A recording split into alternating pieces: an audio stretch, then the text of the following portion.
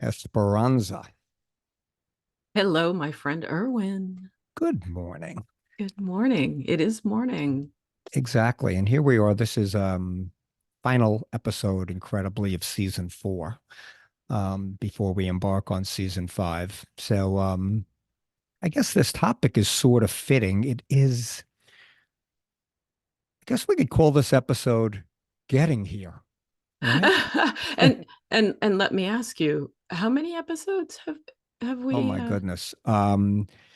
Well, have they exceeded my age? I we don't discuss ages on our Oh, Hamptons 12. Okay. podcast. I will tell you it isn't close to my age, unfortunately, but I believe this is episode 55, I think, Oh, in that neighborhood. So so in it's, that yes, neighborhood, it's in sort of the range of decades that it, that's, we're going to be that's talking correct. about today. And our Hamptons audience, 55, that's way beyond Esperanza Leon's age. But anyway, we'll save that for another day. But Um, this is really the 50th anniversary of the Hampton Jitney. Now, um, I never lived in Manhattan, so I can't say that this was part of my getting out here before I moved out here full time. Esperanza, I'm sure you've taken the Jitney on many an occasion going back and forth to New York. Yes, absolutely. Okay. I have and always had interesting experiences. I it, that's almost the theme of the Hampton Jitney, that there were a lot of interesting encounters, if you Yeah, will, yeah. Some were stories. quiet times, some were E- just, e- I e- keep to myself exactly. and but others, Exactly. I've And got some stories. I'm sure. And I mean, there's been, you want to call it Hampton Jitney folklore. There have been references, I think, in certain films or television shows about the Jitney. So in a sense, it almost has a little place in pop culture. Yeah, I would dare say that there's a certain sense of community with the Hampton Jitney, and I'll tell you why, because I could say when I would take it regularly, you end up knowing people on the bus inevitably every time, and or if you're just kind of a more irregular person, you would inevitably run into somebody you knew, Right, and right, or right, you would meet someone, so right. there was this social aspect and sort of communal aspect to it that is and we're all about community, not commodity, That, right? that's very good segue, Esperanza. And in the word community is the word unity. Oh, wow. Esperanza Leon I'm on getting very fire this. philosophical. She's Let's on let's fire this morning. proceed. Yeah. Let's But proceed. but but that is but before we get to the history and everything, and whatnot, that really is an interesting point. And you found that sort of sense of community, and you weren't, quote, a regular, unquote. I mean, there were people that would take this, weekenders that would literally be on this bus every weekend. I mean, Yeah, yeah. I did that for, like right, short terms, right, like 2 or 3 months or, right. things like So that. But so yeah, so so I there really kind of was got it. So there really was probably a lot of that. And again, Yeah. we're gonna give, what, this is not going to be an homage to the Hampton Jitney. I mean, it's just, we're telling a story. They have been an essential part of the community on Eastern Long Island. So I mean, you have to give them props.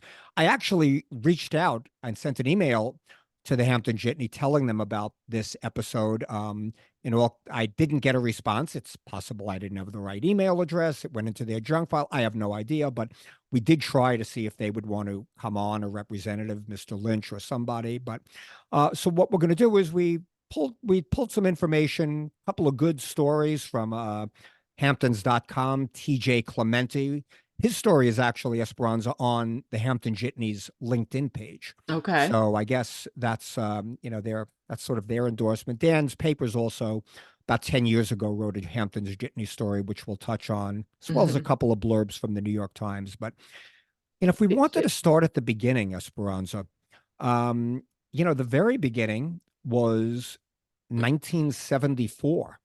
And TJ Clementi talks about this, how initially it was created, the origin of the Hampton Jitney was to ferry bikes and folks from points located in Amagansett to Southampton College Mhm. back in 73. And only And in the summer. I mean, this was a summer pretty that's much. I mean, I'm sure it could be used in the winter, but it probably didn't have much need. that was my understanding, particularly 50 years ago. Right. Yeah. And Esperanza and I, from we were talking, 1973, it was still right. pretty quiet here in the off Yes. season. Well, we were talking about this. Another thing about this story, which I think is sort of cool, metaphorically, it's yet another storyline that sort of mirrors the evolution of this place over the past 50 years. Yes. Yes. How this was the Hampton Jitney was literally one guy, Jim Davidson, starting this in 73, 74. Um, Conceptually, and both TJ Clemente and Dan's papers touches on this. It started during the first Arab oil boycott in 1973. Now, I was 16 years old in 1973. I was on the Stop cusp dating of. yourself. I know. Well, I put it out there. So I remember Yeah. these gas lines, gas stations. You would have to wait online to get gas. It was odd, even days of when you Right. could go to a gas station, and these lines at a gas station, Esperanza, they stretched. And when I was growing up in Queens, or we would go on Long Island, I mean, went on for blocks, Yeah. blocks Yeah. and blocks. You would just sit there with your car literally in park, waiting to get gas. And I presume not idling. Not idling, because you were petrified you'd run out of Conserving gas. gas. Yeah. So again, it was really to ferry people and bikes, and ultimately to sort of go from town to town. Right. You would. It's so interesting to me that it was really regarding, sort of a gas shortage as opposed to relieving congestion, which is what we would really need it for today, right? Exactly correct. And Jim Davidson. Now, these are quotes from the story that Dan's papers wrote. Again, you got to think of the times. It was this enormous gas crisis. The resorts and the chambers of commerce out here were advertising, "Hey, this is the Hamptons on a tank of gas and back." Like, this was a place you could go on just a tank of gas, rather than making some sort of longer trek somewhere. So Jim Davidson apparently was inspired in Southeast Asia. They had these kind of jitneys to take you, little shuttles, if you will, from place to place. Mm-hmm. And his vision were these little 8-passenger vans, extension of TJ Clemente's point, driving up and down Montauk Highway, Southampton to Montauk. You could hail it, get on, get off, 50 cents a trip. Yeah. Put your bike on the rack, bike rack on the back. Yeah. Now again, Eastern Long Island at that time, in Long Island in general, as opposed to an urban area, there is a car culture here. I would say more so than if oh, absolutely. It's almost an imposed car culture because of the distances. Exactly.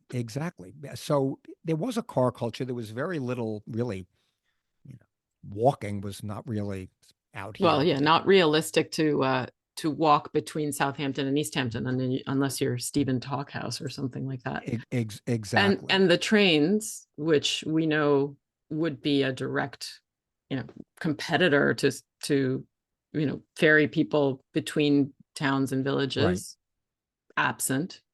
Exactly. And and we're going to get into what the jitney has evolved to. He ultimately saw the opportunity of, hey, the only other way to get out here is the Long Island Railroad, whose schedules weren't all that favorable. Still, they've been the same for 100 years. There's an 8 a.m. and a 5:30 p.m. Yes. And if you wanted to go at noon, you were up the creek. Yes. So so you really had all of that, and it was really remarkable. And I think ultimately that's sort of what happened. The evolution almost happened organically.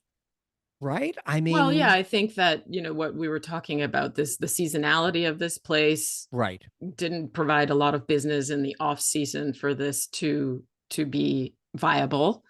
Right. And Mr. Davidson, it occurred to him, well, people were asking him for the service to drive me into Exactly. Manhattan to like that. I know my family did that in the past. And plenty of people still do it. And so that evolved into stops in Manhattan and ferrying passengers back and forth between the ends of the island. And then, yeah, I mean, this was a whole thriving business that is an empire, I would dare say now. It certainly did become one, but and remember, like this, like many a small business, Esperanza, Jim Davidson was the chef, cook, and bottle washer. He was Exactly. the Yes. driver of the van as well. I mean, Right. But interestingly, he came from an advertising background. And that's, so I would wonder, how that's pretty effective when you have an effective promotional, right. brain, you get people to consume your goods. That's a good, I hadn't thought about that point, but you're right. Jim Davidson did have an advertising background, so he had a creative mind in a sense, if you Yeah. will, Yeah. about this. So I'm sure that helped him in, the evolution, Yeah. I of mean, the all first this. thing, he wasn't just there weren't just two little passenger vans that were unmarked. Right. He got a logo designed through, I guess, Dan Ratiner's designer or something like Right. that of Dan's papers at the time. And that's the logo, which I love the fact that 50 years later, it's still the same logo. Right. Right.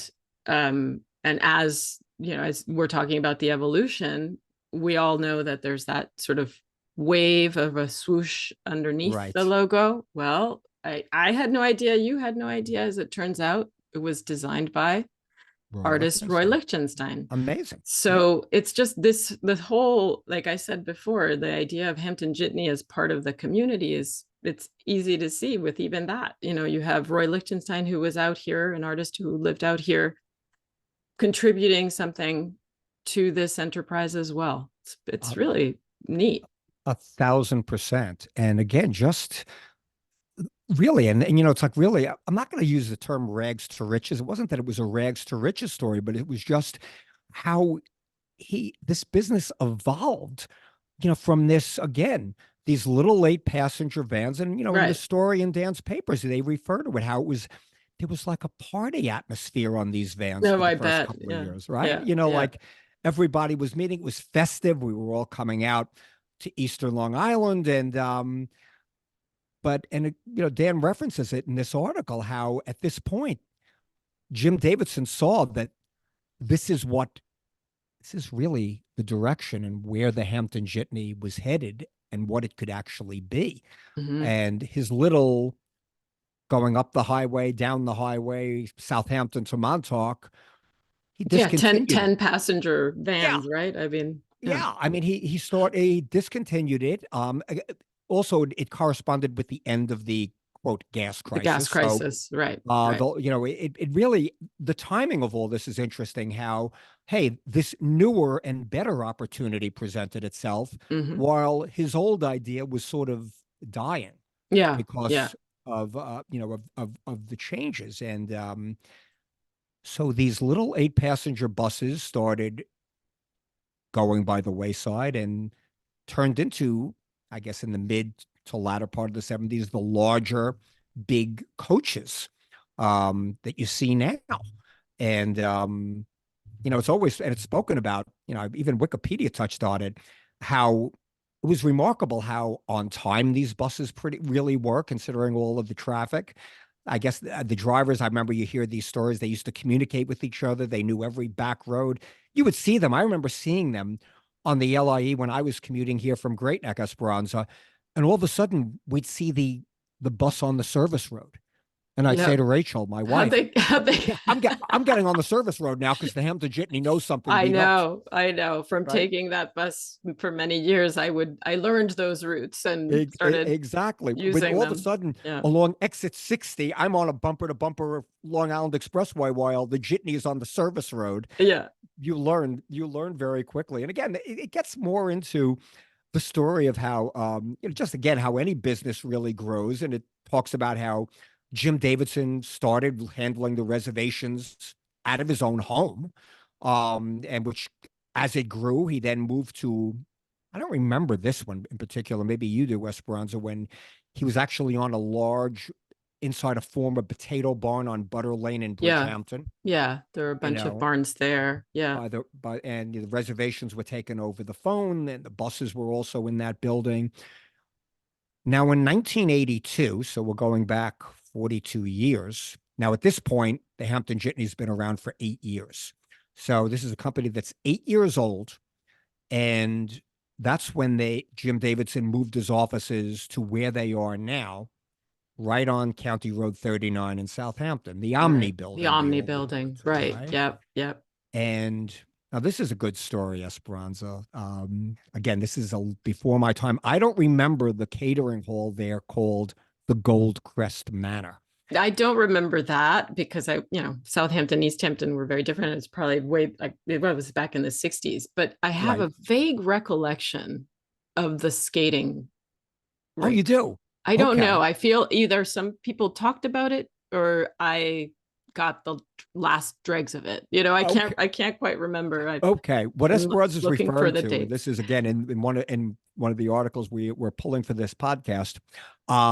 There was actually a roller rink there called Skate Hampton.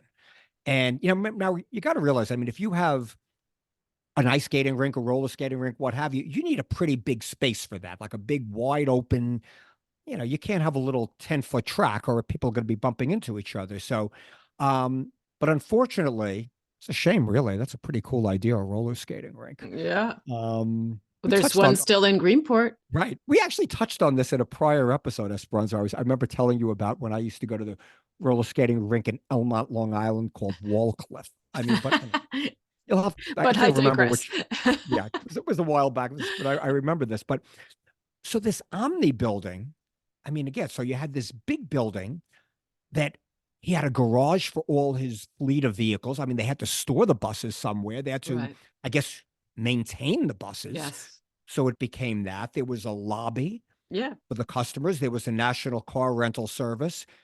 I will also tell you, Esperanza, having been going back and forth, it was also an excellent bathroom spot Yeah. for my kids when they were little and they had to go to the bathroom. It was like, you walked in, it was like walking into a hotel. No one cared. Right. So Yeah, it you was had a like big, a transportation hub. exactly, And exactly. had the little lunch counter that I'm not sure she's still there, but Janet O'Brien Catering Right, runs. Yeah. And then, right. of course, I mean, it was the health club at the Omni That's right.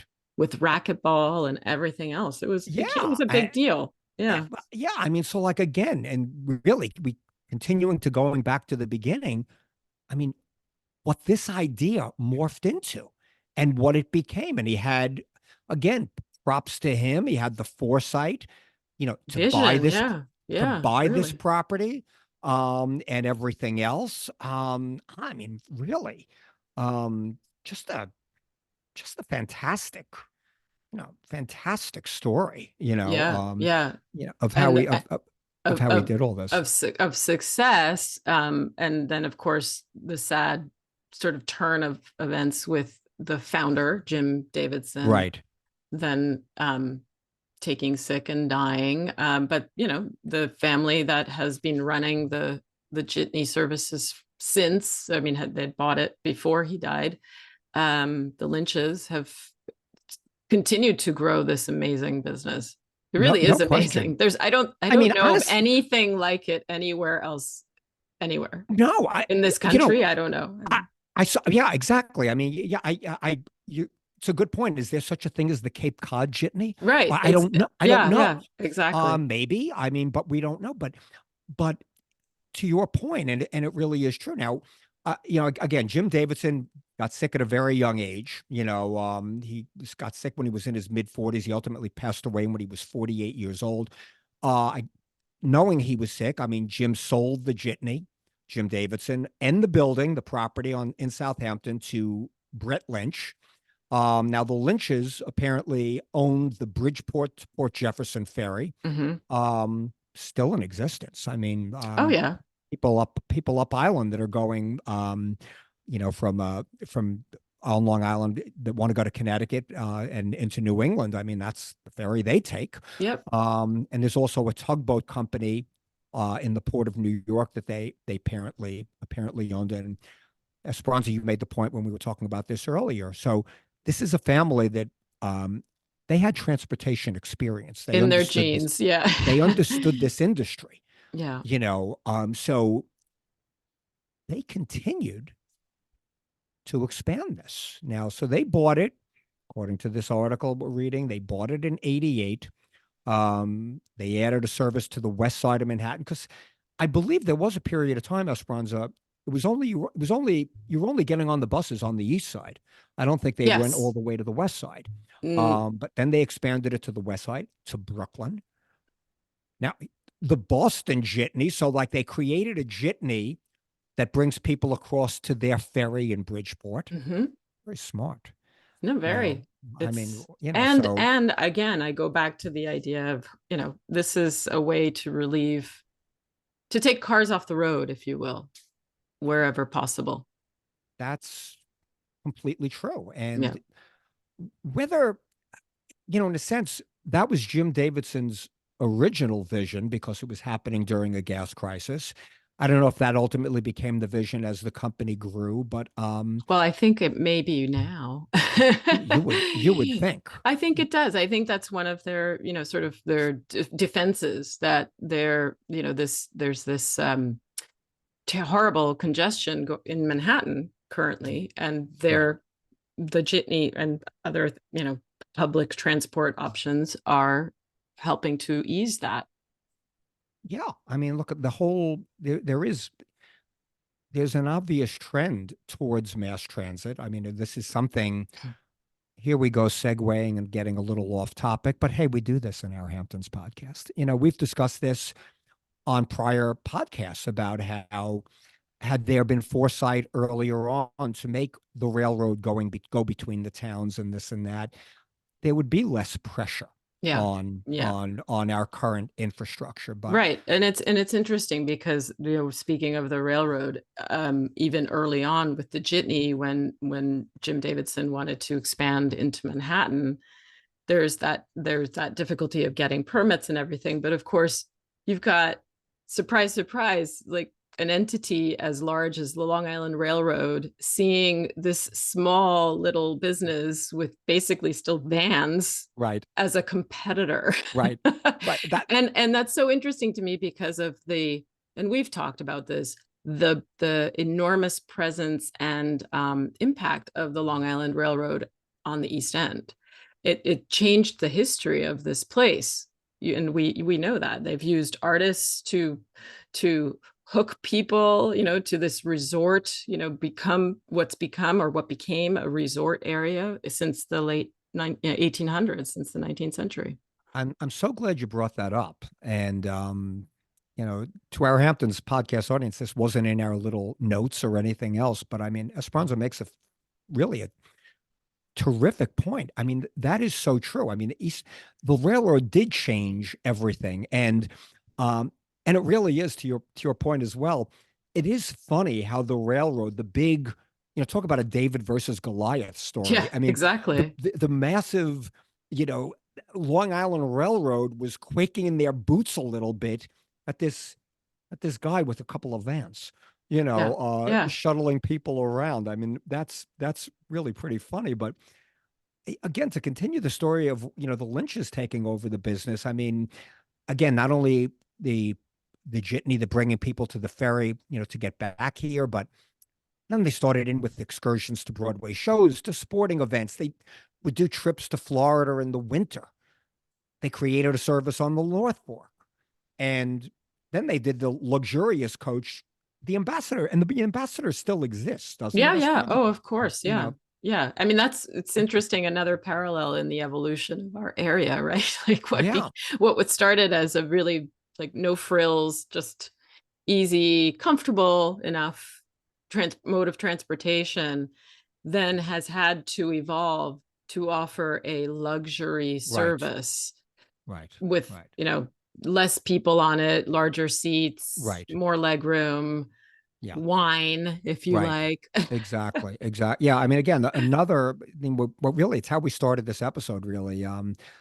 Metaphorically, this sort of mirrored, so much of the changes. But, just to continue on for a minute here, how this expanded. Then in 2021, I looked this up. I found this on Wikipedia, Esperanza.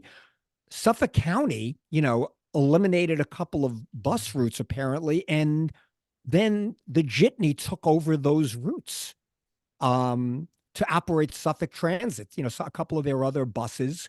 So really the expansion of this, again, starting from the vision of Jim Davidson with a van or two hopping down Montauk Highway. I mean, what an extraordinary story. And again, I'm going to go with what you said just earlier in this episode. As we start to wrap this up, Esperanza, it's hard to think of another business like this over the past 50 years on Eastern Long Island that's had the impact on Yeah. this community that the Hampton Jitneys had. Yeah. And it's, I don't know. I mean, it's like enmeshed in, like, again, sort of, I, I think probably, I mean, I can't say for everybody, but most people will have taken that jitney once in their Right. lives, including my children. They're Right. young, and it's like a part of the pop culture even, right? I mean, Right. it's in movies, it's Yes, it's um always you referenced. And I step mean, on, and I say, like I said before, you have experiences, you meet people, you're seated next to a celebrity, that yes. happens often. And it's almost become like a generic term. Like, Are you going to I'm, jitney to New York? yeah, are Yeah. you right, right. Are you taking Yeah, the it's bus? like Google. No It's one a says, are it's you a taking the verb. bus? Are you taking a jitney out here? Yeah, Like it became, right. it's the word is enmeshed in our language out here. Yes. Yeah, in our vocabulary for the East End. It I certainly mean, is. Yeah, really, it's so hats off to Mr. Davidson, who had this vision, really. What a right. visionary. And Um, really to the Lynches for, continuing that vision. But it's funny, sometimes we have to go to the beginning to sort of when we're starting to close it out. We have to touch on this. How and I read this from a 1982 New York Times article. And again, this sort of plays in every Esperanza to everything. So while we're ending this podcast to our Hamptons audience, we're almost going to start at the very beginning of it. How a New York Times 1982 article, come Labor Day, the Hamptons become quiet, and so do the telephones at the Hampton Jitney. yeah. And the seasonality is the most difficult aspect of the jitney business, said Jim Davidson. On summer weekends, Hampton Jitney transports more than 1,000 passengers a day. I don't know what it could be now. This was 82. Right. Uh, Imagine. Yeah. Huh. in winter, the number dips well below 100. And he Oh, I also, used to love those times back in the 90s where you'd get on the jitney and there were three people oh, right, right.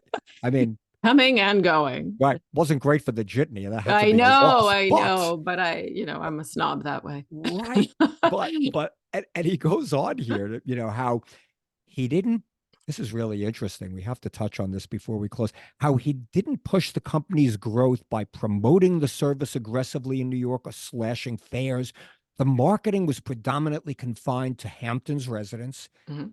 And I love this. I mean, nor does he carry advertising anywhere on the sleek silver and green jitneys. Now, Esperanza, and to our Hamptons podcast audience, and again, this is not a criticism. This is just a statement. Um, these buses aren't just advertising. These buses They're are wrap. billboards. They're rolling billboards, absolute vodka or whatever else they're pushing. Yeah. And Curiously, I haven't seen that as much lately. I wonder it was just a passing fad. Are they still all or around? or I something can't they're think of doing. it. Maybe it's something they only do in the summer because I mean Maybe. I do I Oh do yeah, that was like for a long time in the yeah. recent years, in the past 15 years, you would Yeah, and see to your point, these maybe wrapped buses. maybe they don't do it in the off season, although the off season is not. This is not the It's same not off so season off as. anymore. Yeah. No, it's not too off anymore. It's not the same off season as 82, but I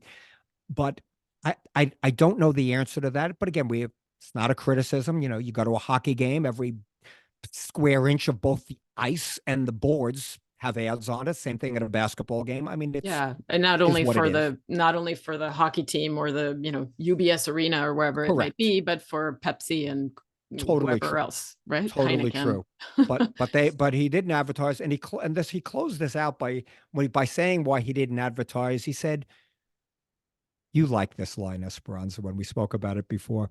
New York and the Hamptons are both rather intense in their way, and the bus is sort of a respite for the passengers." Okay. An escape, an oasis. Exactly. And on Yeah, that note, there's I some think, truth. yeah, There's some truth. I Yeah. guess. Yeah. But I guess at that note, we'll leave it there. Again, thank you to TJ Clementi's article in Hamptons.com and on the LinkedIn. That's from 2023 on their LinkedIn page. Dan's papers, terrific article from July of 14. And again, that little blurb from the New York Times. Esperanza, that was a fun Yes. little, no pun intended, trip. Yeah. Yeah, exactly. Exactly. Yeah. Thank you, Okay. Irwin. And always a pleasure. Until next time. Until next time.